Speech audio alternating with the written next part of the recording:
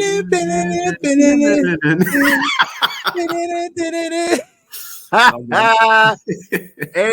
yo, we are back again, once again, on another episode of Do You Still Watch Wrestling? The most prominent question on all podcasts around the world. I'll be your host, Dashiki Dash, and I'm with my partner in crime, my co-host, Kojo is in the building.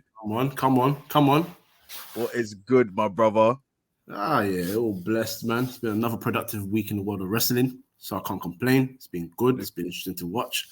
Yeah, man, the road to WrestleMania is looking tasty, isn't it? So you're looking sharp for it as well, man. I can see there with the fresh. I had to level up. You know? What are you saying, though? How you been? I'm good, man. I'm good. I'm just here digesting all that is with wrestling at the moment, which I love because it gives us, a break from other stuff that we do in terms of content, the football and stuff. So this is kind of a respite for us. So anytime I know that it's time to record, I'm just like, yes, let's go. Let's get into the thick of things. Speaking of wrestling itself, it's been mad. SmackDown, Raw, they've laid down all that's going to be adding all the the pieces that's been added to the road to WrestleMania. You watch SmackDown, you watch Raw. Yes, indeed. How was it for you? I enjoyed both shows, man. I think SmackDown, in fact, both shows, it's the continuity. Like, there's a real lock on continuing the stories. Like, there's you're not missing a step. And if someone's not there for a week, it's okay. It makes sense, And if one person is not there to continue the story, then make sure the other person knows how to carry it. Like, for example, in context, it's not as big a rivalry as the main ones, but LA Knight and AJ Styles obviously takes him out at Elimination Chamber. LA Knight's going around the whole arena for the whole damn night with a chair, looking to smack this guy's back. Comes across Nick Aldis. Nick Aldis says, "Hey, man, I sent him home for the day. Just didn't want any trouble here." And he said, "Yeah, all right, cool. I'll get him next week then." Like, little things, little bits. Because we're not doing no kumbaya rivalries here, man. This ain't Liverpool and Man City. This ain't Pep and Klopp doing hugs and saying, "Yeah, I feel second to a great manager. I love this guy." No kumbaya here, bro. We're here for war, and this is. But we did say this though a while back, innit? If we remember when we said, like, in terms of the storylines, we want the storylines to be not just half-baked or microwave storylines. We want the storylines that take time, the slow burners, the slow cook ones where so this actually makes sense. So you're right on that.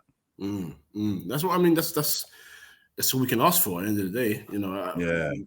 As fans, I think we have been blessed with some great rivalries in the past. So I'm not going to say we haven't, but what I'll say is I think we've had times where they focused on the main 3 rivalries, for example, and then the other 4 are a bit hit and miss. You don't know what you're going to get with them. Whereas with this one, every rivalry that's heading towards WrestleMania, you feel like you know why it's there, and there's an investment in every side.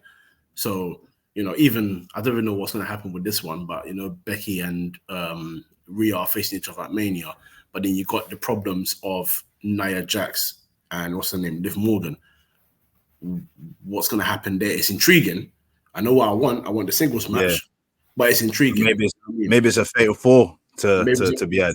It could be, and if it's a fatal 4, I'll be annoyed at first, unless, which I trust Triple H and his creative abilities to do, to make it make sense. Yeah. Me from the Royal Rumble, it should be you. That's what Bayley did, but Becky won the Elimination Chamber, so I guess and those 2 lost in the Elimination Chamber. Or at Elimination Chamber pay-per-view, so technically it shouldn't be in a match at WrestleMania. But if you make it make sense, I have no problem. So yeah, man. Right, cool. All right, so just so we could just get a little bit of an agenda going. As you can see, the ticker rolling at the bottom there. We've got The Rock challenges Cody Rhodes and Seth Rollins. Basically, The Rock putting himself forward with the Bloodline, Roman Reigns, and to challenge Seth Rollins and Cody Rhodes at WrestleMania. So obviously WrestleMania is 2 nights. So one of the nights is going to be a tag team match.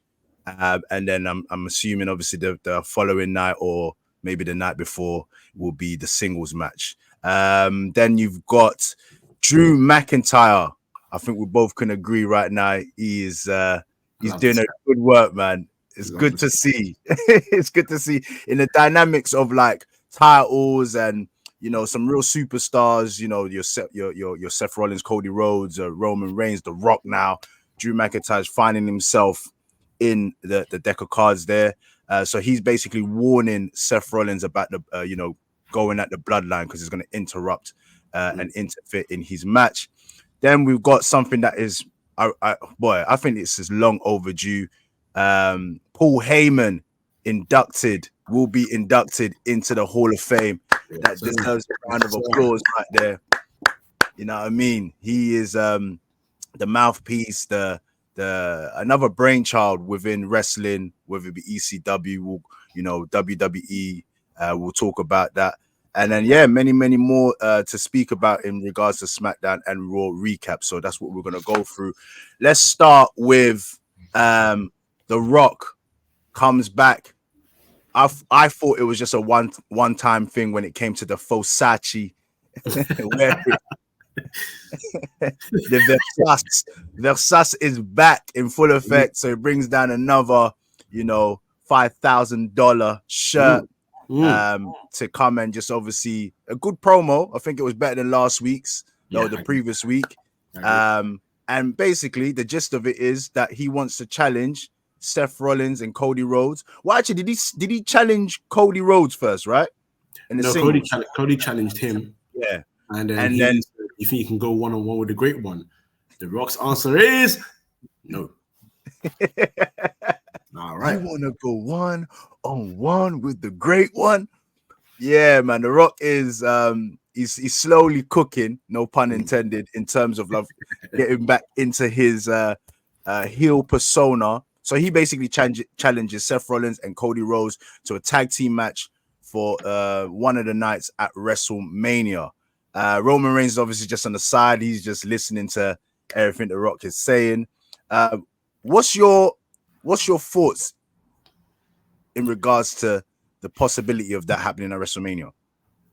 I'm not mad at it. I feel like there's the only direction you can go down because I thought at first maybe they'd have The Rock go after Seth in a sense of if that happens, then you could potentially see the bloodline having all the gold again, potentially, which could have been crazy. But I think this makes sense because if Seth has to face Drew and the dynamics that Drew has as well, it's crazy. This rivalry is big, man, because you've got so many branches, isn't it? So this tag team match, there's so much that can happen. I'm excited for it, man. I think it might end up actually being one of the greatest matches in WrestleMania history. Point blank, period. I'm going that far, man. You got 4 guys who know what to do in the ring. I think Roman, Cody, and Seth are better than The Rock in the ring in terms of their movesets and everything else. But The Rock's psychology, his selling point, his charisma, no one does it like him. So you got that aspect to it as well. Then you got the eyes that Seth keeps getting Cody Rhodes when Cody Rhodes is talking. Is Seth going against Cody? The Rock, the dynamic there. Like, there's so many avenues, bro. It could end up being one of the greatest matches ever. And that's the most intriguing thing about this rivalry, is because whilst people were so conflicted about how it's going to end up with Cody's story and everything, man, at this point, you can't lose as a fan. You can't lose. Even if you don't get the result you wanted, this is, to coin Roman Reigns, this is cinema. It's cinema, yeah? It's cinema. We're being given greatness. This is on the same level as Infinity War. This level, of movie that we're seeing here, is fantastic. And I know we're going to talk about Paul Heyman, but he said it on the New York Post. I saw a quote. He said that when him and Roman got together, him and Roman said that they want to make Roman's run compete with like The Wire and The Sopranos and these things. We're not here to just do regular, I'm a champion, you can't beat me. We're giving you story, bro. This is wrestling. This is what epic story as well. Epic story, man, where you cannot deny your greatness you're looking at. You know what I mean? So, man, I'm excited for this match. I slightly think the Bloodline's going to win that match, though. It's you know what I'm intrigued about. Obviously, we haven't seen The Rock in ring. You know, when was the last time we saw The Rock wrestling? Ooh, his last match. What was his last match? I think it was that Rowan one where he beat me in like 3 seconds. That proper it was a proper match when he faced Cena, no? Yeah. Since that WrestleMania, Yeah. which is God knows how many WrestleManias ago that was, and he obviously suffered an injury, and we know he's a big bulky lad, so I don't know what his ring fitness is at the moment. WrestleMania is obviously probably like a month away or so, I think or so. just over a month. Yeah. So let's just say I think April times, right? Oh no, so you're right. We're literally a month. It's the 7th of April, so we're on the day a month. You're right. Yeah, you're spot on. So obviously, I know that wrestling does come as second nature to someone like The Rock, but you know, Father Time cannot be denied. That's right. Father Time cannot be denied. So it'll be quite interesting to see if he can really throw down, because as you said, you got like active wrestlers like your Seth Rollins, Cody Rhodes, and even Roman Reigns, probably not as active as the rest, but he still can throw down, does his thing. Will The Rock be able to go toe to toe with that generation of wrestlers? That's going to be quite intriguing. But we know that, The Rock is one of the GOATs, the greatest of all time, if not the greatest of all time in some people's eyes. Only The Rock can come back like this with such full effect. I don't even think John Cena could, I've seen his made his comebacks and stuff, but I don't think it's touching like The Rock and the impact that The Rock can have on the wrestling industry. So this is going to be real interesting. I'm also kind of more intrigued to see like how The Rock navigates through this as well, because wrestling's changed. Yeah. Now we saw on Raw like how the Raw before that, I weren't really feeling Seth Rollins' promo because I thought it was a bit weak. What Raw was that? Was it this week's Raw where he called The Rock Diarrhea and Dwayne? Was it this one? Yeah, or was it last week? Yeah, it was this one. It's this one. Okay. So like wrestling's changed in terms of like the promos and how people obviously react on the mic. There's a lot of reality they try to kind of infuse within wrestling or whatever. So that was a big L for Seth Rollins when it comes to the promo. Yeah. But what I did like was how he took the piss out of him with the one. Oh, yeah. He tucks in the thumb. So there's a lot of reactions like that I'm just intrigued to see how The Rock responds and reacts to it, because a little bit of the old school kind of nursery rhymes kind of stuff, I don't think it's going to completely work nowadays. Yeah. But at the same time, we can trust in The Rock to be able to acclimatize. What do you think the dynamics is right now when it comes to like promos? No, I think you're right. I think the interesting thing now is, I'm saying the WWE model as it is right now, we have to notice the more intricate things. It's the small things that we have to really keep an eye on now.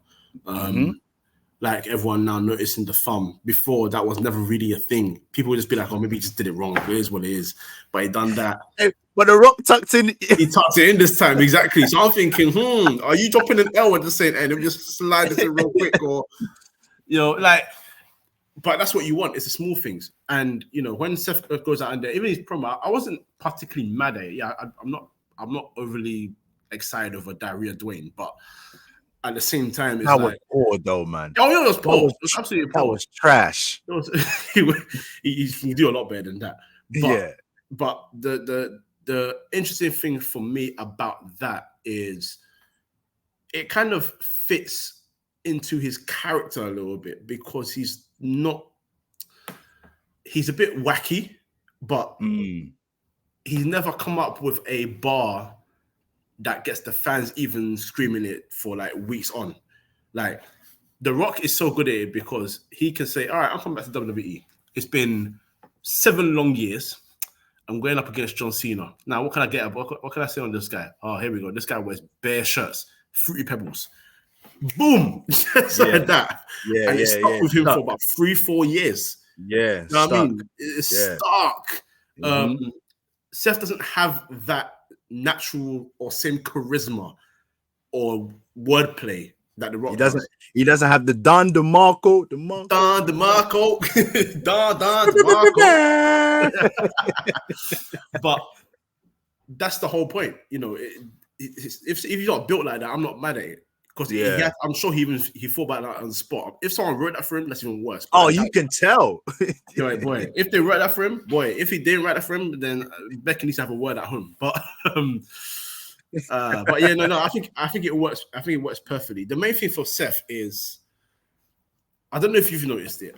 Maybe I'm just overthinking things, but in his promos, he's not as scathing as I thought he would be. This guy's called you a walking emoji clown and said, I can take your title away from you like that.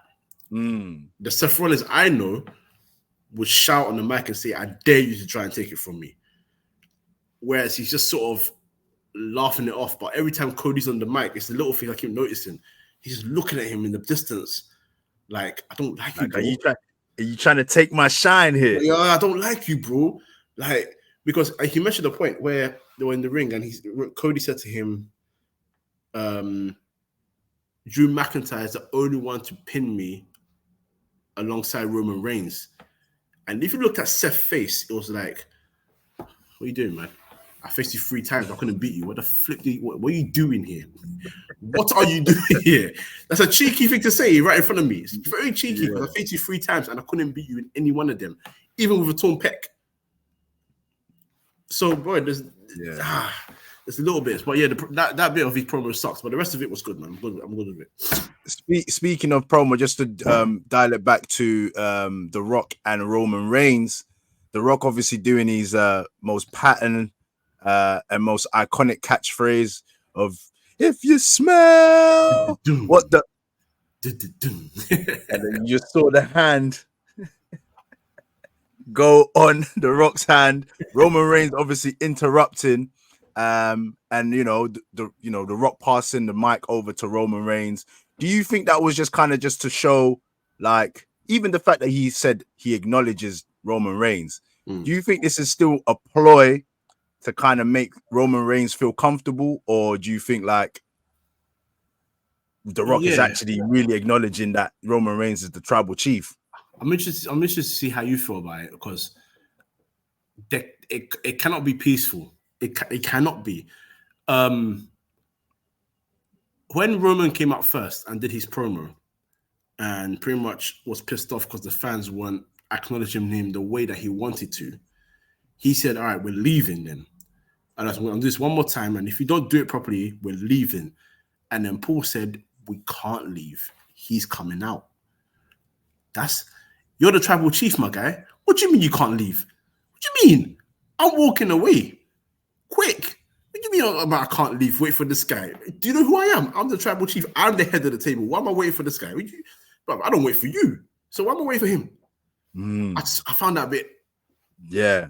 There's some needle there already. And that's what I thought. It's just like, I've said this from the get-go. It's just like, how can you be the tribal chief when your cousin is a bigger star than you? It's undeniable. He brought you in on movies. Yeah, he took you under the wing. Yeah, he won you a title before. You know what I mean? He's done more for you than you've done for him.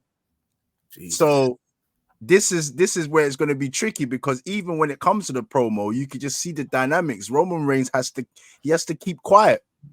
But as you said, the little small things that you need to pay attention to is when Roman Reigns says, listen, I need you to acknowledge me as your tribal chief. And it was passed on to The Rock, and he had to say, you know, when you could just see the veins. Yeah, there was a cartoon back in the days called Stress Eric. Yeah, he had a vein in the side of his neck or side of his headpiece, and he used to wrap around his neck and choke him.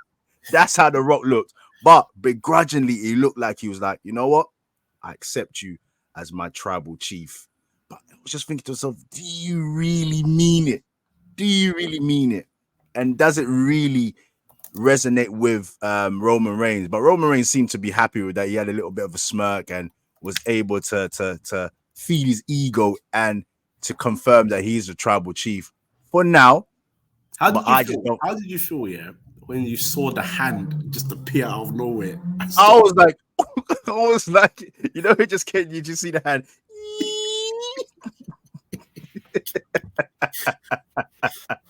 I was like, oh, whoa. Okay, finally, Roman Reigns has stepped in to kind of show his dominance and leadership. But you mentioned the perfect thing. Like, how can the tribal chief not move and go, as he wants, as he pleases? Yeah. But he has to now wait for the Rock. You know what I'm saying? So it just kind of shows the dynamics there is another piece to the puzzle that is coming together. We're going to be seeing like, okay, what is going to happen? And you mentioned it as well, because you've got Seth Rollins, who's a snake. You've got, Roman Reigns, who's just the ego testicle maniac. You got The Rock, who's just the Hollywood superstar. Yeah. You got Cody Rhodes, who's just the white knight in shining armor. Yeah. And it's just like crazy. Then you got to throw in someone like Drew McIntyre. Then you throw in the Bloodline. You got Jimmy Uso, Jey Uso beefing. Mm-hmm. That's going to be crazy. You got Solo. Where is he going to rank in this, the dynamics and the storyline? Because he's going to be the enforcer somewhere along the line. I wasn't completely happy with how The Rock has entered into the storyline, but at the moment, slowly week by week, I'm getting excited by it, man. I'm getting excited. It's fantastic TV, man. Like we said, me and you said it on this many a time. Like, when people ask that question, do you still watch wrestling?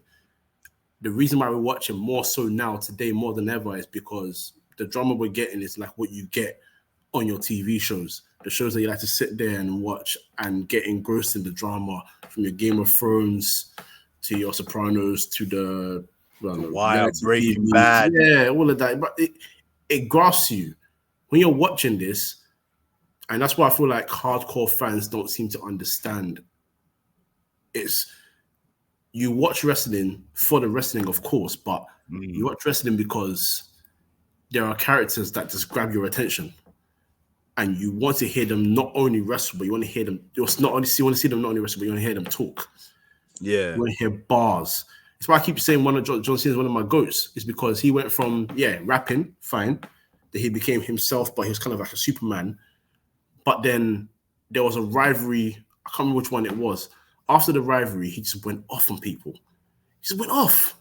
It was Randy Orton. I don't know if you remember the promo where they had everyone in the ring and the fans were going crazy for Daniel Bryan. And he started talking about Randy Orton. It was the championship, when they had the two championships on that thing to go above them before it was a ladder match. Oh, yeah. They had it on the brass ring. Yeah. And then exactly. And he was making the point. He did Seth Rollins as well. He made the point of like, you were given this tag and this name, and you were called the code. I'll become Diamond from young. And all you've done is become a guy that makes excuses and has been in many groups and can't do anything without help. And then he went to Seth Rollins and said that Triple H is looking at you the same way Ric Flair used to look at Triple H. You're the heir to the throne. You're the heir to the throne. You're the guy. But there's a difference between you and Triple H. Triple H wasn't Ric's bitch.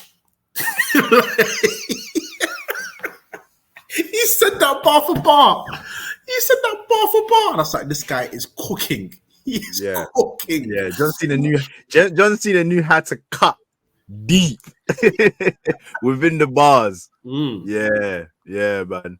Oh man, crazy. Just moving on to Drew McIntyre, because he needs an honorary mention here. I know the likes of AJ Styles and who else? Sorry, AJ Styles and what's the guy that I don't like? What's his name, man? Yeah.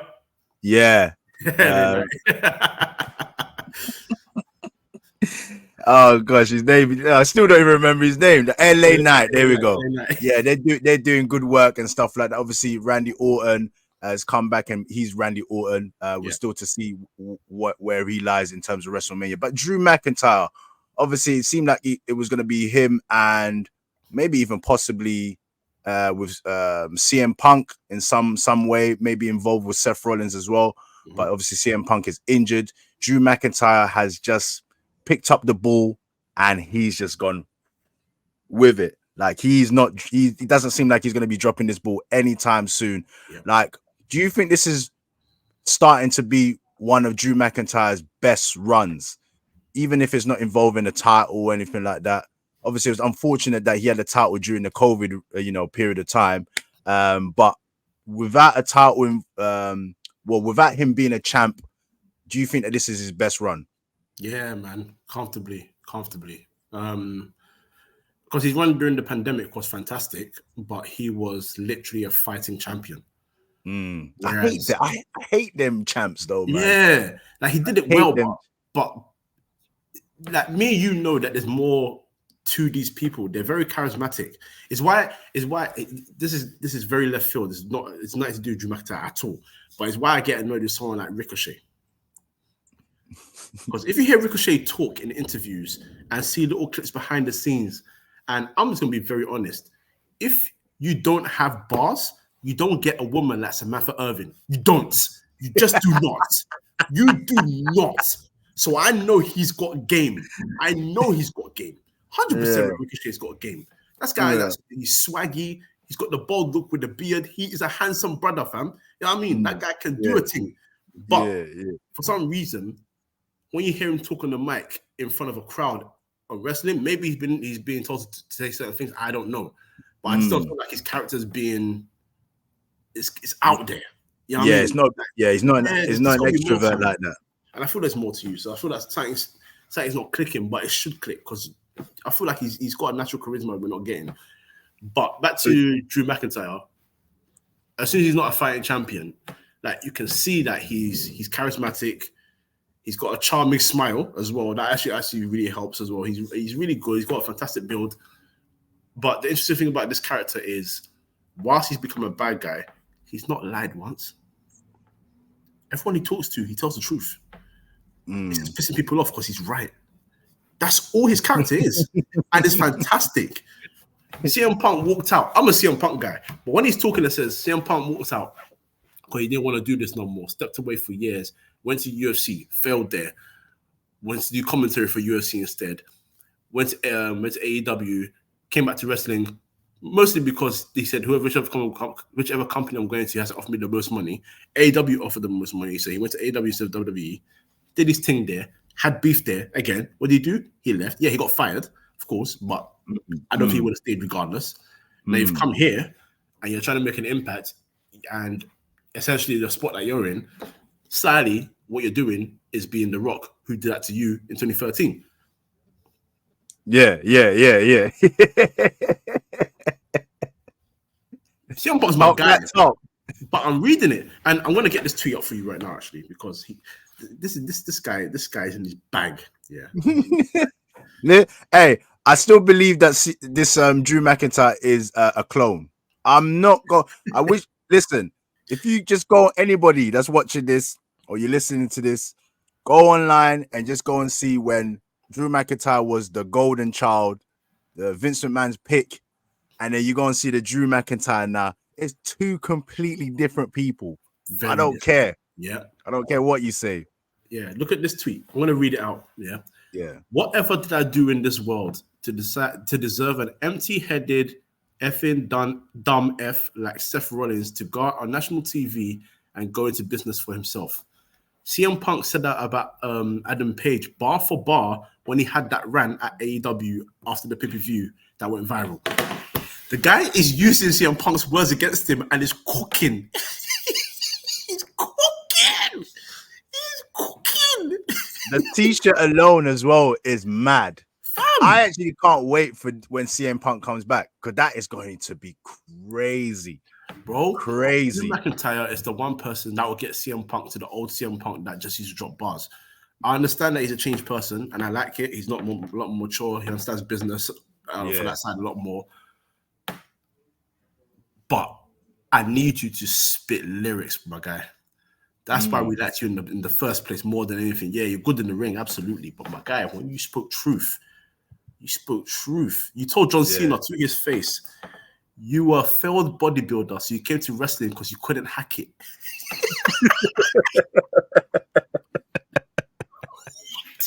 What? Hey, sometimes these promos, yeah, and the bars that they drop, you think to yourself, oh, like, how do you not even cope backstage? Like, do you look at the person and you go, yeah, all right, you got me this time. All right, watch. Because if you say that to one of the man them on road, next week you're getting length down by 5 man. So how are you doing it backstage and then shaking hands and say, hey, next week? Hey. Oh man, the camaraderie backstage must be crazy. So obviously Drew McIntyre is warning Seth Rollins, don't get involved in the Bloodline's business. Like, I don't want the Bloodline coming interrupting our match, costing you the match, and tarnishing my victory. So once again, he's spitting game. He's telling him, like, listen, no matter what, you're gonna lose, but I don't want my win to be tarnished by the Bloodline. So stop, please. Obviously, he attacks Seth Rollins on Raw. Seth Rollins wearing his lime green Congolese garms. I said Seth Rollins is Congolese, though. He is Congolese. Sapeur du sapeur. So yeah, he knocks him out, and obviously just once again just warning him. I honestly believe this is Drew McIntyre's like best work, and I don't know about you, but I want him to be champ, man. Take the belt off Seth. I'm tired. I'm tired of Seth Rollins, man. I'm tired. And listen, I'm giving him all kudos and credit, because it wasn't easy to kind of sidetrack from the wonderful work that Roman Reigns was doing with the titles.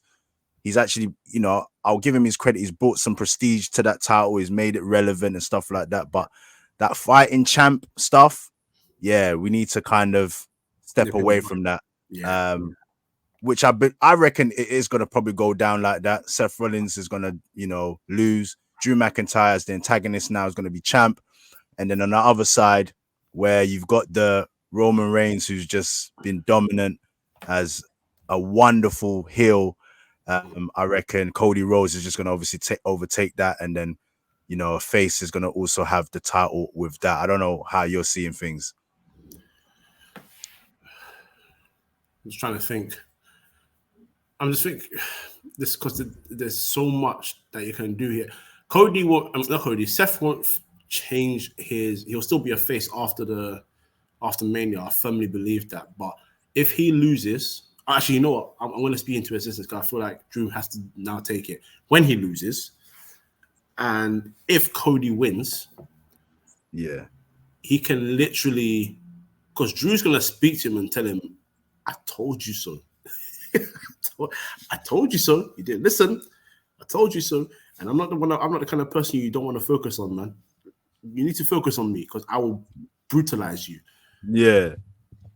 And look, whilst that's happened, your boy has a title. Where's your title, my guy? Where's yours now? Seth can now go to Cody and say, whilst I was actually busy on helping you, maybe Drew was right. Maybe,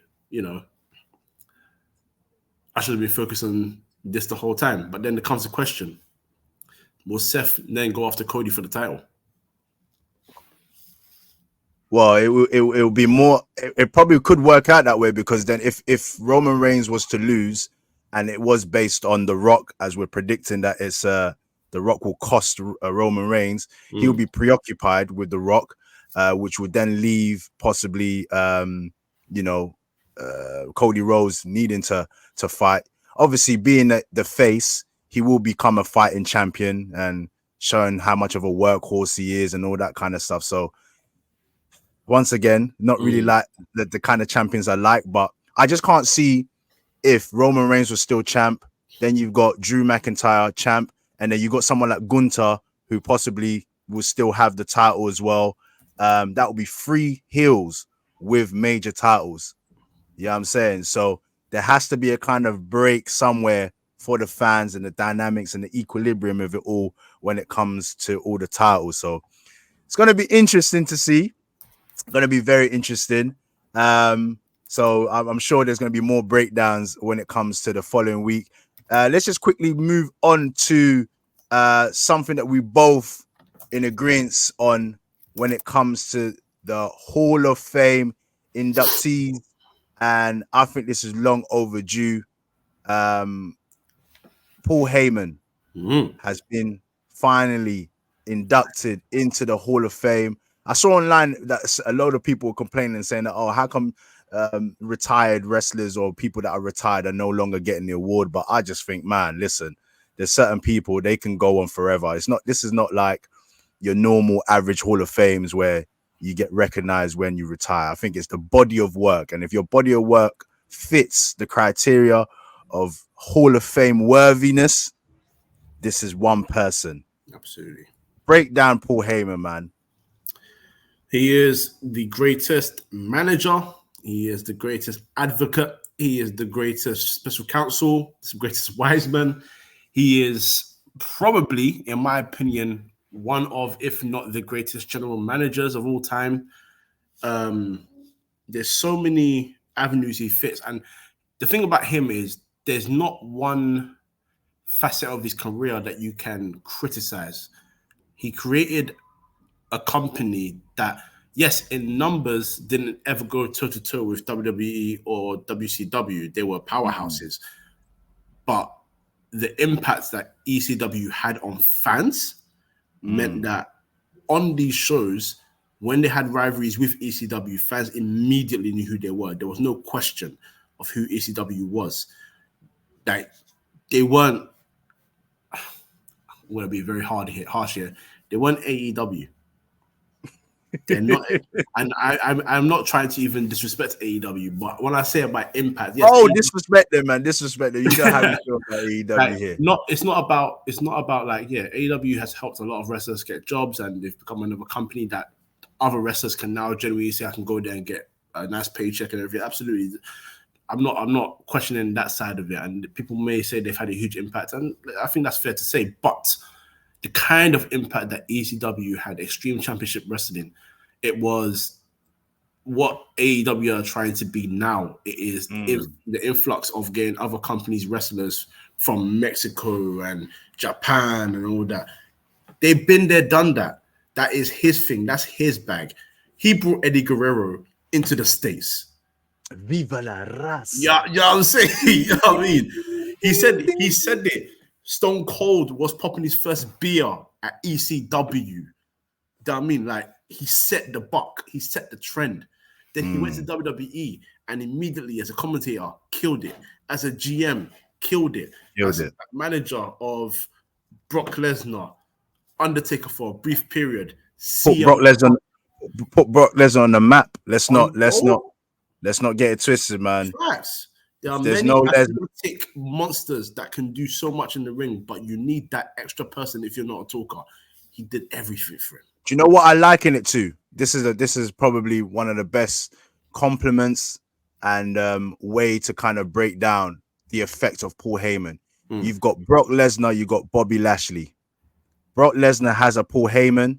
Bobby Lashley has essentially no one. Yeah. And I believe if Brock Lesnar is Bobby Lashley's manager, Bobby Lashley becomes a mega superstar. Yeah. Bobby Lashley doesn't have a Paul Heyman. Brock Lesnar does, and Brock Lesnar becomes the mega superstar because essentially they're both kind of the same prototype. Yeah, I agree. What Paul Heyman done with Brock Lesnar, from being the next best thing, taking on Brock Lesnar at that particular time, to then Brock Lesnar, the beast incarnate.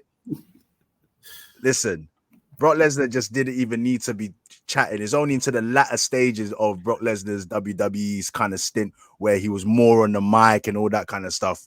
But if it wasn't for Paul Heyman, Brock Lesnar is not the Brock Lesnar that we know now. No, I fully agree. I think you've said it perfectly. There is no Brock Lesnar without him. and the kind of impact that he had. Like, if you deep it, Brock Lesnar was never a talker, so he needed someone to be his hype man. Paul Heyman was that. CM Punk didn't necessarily need a talker, but to completely sell the fact that he is going to be a monster heel. He needed that extra person, and Paul Heyman became that extra person. And then Roman Reigns, not that he was lost. I mean, Roman Reigns at that stage of his career was always going to be known as the big dog, get main events, wherever. Fans were never sold on him. That was the main thing. But if you're going to turn him heel the right way and make him, you have to become a Paul Heyman guy. You have to become a Paul Heyman guy and deep the character as well. Like, I don't think this character even comes close to being complete without Roman Reigns, because essentially Paul Heyman has created this monster. I know your family. I know where you're supposed to be. Forget all of this stuff. It's now time to really claim your throne and show who you're supposed to be. You're going to win titles your way. You're going to do things your way. And now look at what Roman Reigns is now. You can't imagine Roman Reigns without Paul Heyman. You can't. You can't do it. Even the intricate stuff that we always point out to, just like Roman Reigns wins the title and how Paul Heyman's reacting in the background, holding the titles, the little speeches, the little chats. You're the best. You're the greatest of all time. Yeah, you know what I mean. Like, and as the match or the show is closing, and you're watching these little things, and you're hearing these little things, you're like, Paul Heyman, your reaction is crazy. Yeah. Paul Heyman's reaction to even when the Undertaker finally loses his winning streak at WrestleMania, you know, that is, you would think he was one of the fans in the crowd. Yeah. Like, you know what I mean? That's how he's reacting. That's how he's translating, you know, that feeling. The same way that we was feeling about that, you know, Brock Lesnar beating Undertaker at WrestleMania to kill off his streak is the way we were reacted as well. And exactly. Paul Heyman just, man, he's one of the, well, if not the greatest of all time when it comes to that managing thing. Even on that as well, if you remember the Raw after, where him and Brock Lesnar came out and he did this promo, and the way he got the fans from shouting BS and all that to making them listen and really understand that you need to understand. Yes, wrestling is scripted, but I'm going to give you the real right now. You need to understand the real. And he does it in the perfect moments. He doesn't do it to, you know, just be another character. He wants you to understand that what I'm doing here is magic for you. Brock Lesnar is the only legitimate person to beat Undertaker. And if you want to sell it more, the Undertaker fainted as when he went behind the curtain, and the most ruthless man on God's green earth, Vincent Kennedy McMahon, left WrestleMania to be bedside by the Undertaker. This is what you're dealing with here, okay? This, like, it's perfect timing. It's the little things that he just drops in there. Yeah. I can't to give it time, man. Honestly. To give it the realism that it needs. This is not a prediction. This is a spoiler. There you go. There you go. No, he's the greatest, man. He's the greatest for me. I was never able to watch in their pomp, like Bobby the Brain Heenan and, you know, all the other goats that have been in management. But for me, Jimmy Hart. Yeah. But for me, I've seen clips of what they did. I'm not taking away from their genius. They were fantastic, but I've never seen anyone, and I'm not just keeping this to wrestling. I'm expanding it to sports in general. I can't think of someone that has a tag of manager, advocate, whatever tag you want to use, and be as tactical, knowledgeable, and earned his stripes as much as him. You know what I mean? He's probably the Jose Mourinho of WWE. Bro, I'm gonna even give him Sir Alex Ferguson, man. Sir Alex. I'm giving him Sir Alex, man, because Don Carlo, Ancelotti. Don Carlo, I'll give him Don Carlo as well, because these are man them in football that changed with the times. They understood times were changing, so they adapted. He's adapted every time. And dare I say, people here in wrestling today are very lucky that he's not younger or come from this generation, because what he did to get in the wrestling business from young, when he had no connection whatsoever, if you give him social media and everything, are you kidding me? No one comes close. In his trench coat days. In his trench coat days, with the cap, with the little hair hanging out of the back. Are you crazy? Oh man, what a legend, man! With the weave hanging at the back. The weave, bro. Oh man, what a guy, man. Crazy. Man, I think there's no other better place to end it but there with on a good note, especially with the fact that, as we said, Paul Heyman will become another inductee of the Hall of Fame, the ever-growing Hall of Fame of WWE. I'm sure there will be more to be unveiled in regards who's going to be in there next. So they're going to be rolling that very soon. The next taping of WWE will be SmackDown, which will be on Friday. So myself and Kojo obviously will be looking out for that to see what's going to be happening. Is The Rock coming? Is it Is it going to be in Tennessee? He's there as well. Yep. He's going to be there as well. So you can imagine that's The Rock's, one of The Rock's homes. He always says Tennessee, Miami, and Hawaii, and all the, I don't even know where this guy's from, man. And many homes that The Rock has. So he's going to be making another appearance. So it's going to be very interesting to see. I believe Seth Rollins and Cody Rhodes are going to be on SmackDown. They're going to be there as well. So they're going to be there. We're here for a confrontation, my guy. It's going to be crazy. Face to face. So that's going to be very interesting. So if you I'm not inclined to watching WWE or wrestling, whatever, there's no better time to start than now. You can just jump in and you will catch up. If you're struggling with the storylines, make sure that you come onto this show right here. Do you still watch wrestling? Myself and Kojo will be breaking down everything towards, heading towards WrestleMania. So the road to WrestleMania will be here. Anything else? No, I can think of this. Hopefully the women's rivalries heat up a bit more. I think we love to endorse the women's wrestling, but at the moment it's just not really cooking. But hopefully it starts cooking up very soon. Bailey's got something for us, man. Bailey's got something. Yeah. So hopefully in the next show we'll be able to bring you some more stuff in regards to the women's division. Apart from that, man, that's been it here on Do You Still Watch Wrestling? I do. So does Kojo. Until the next time, we out. Peace. Go. Peace.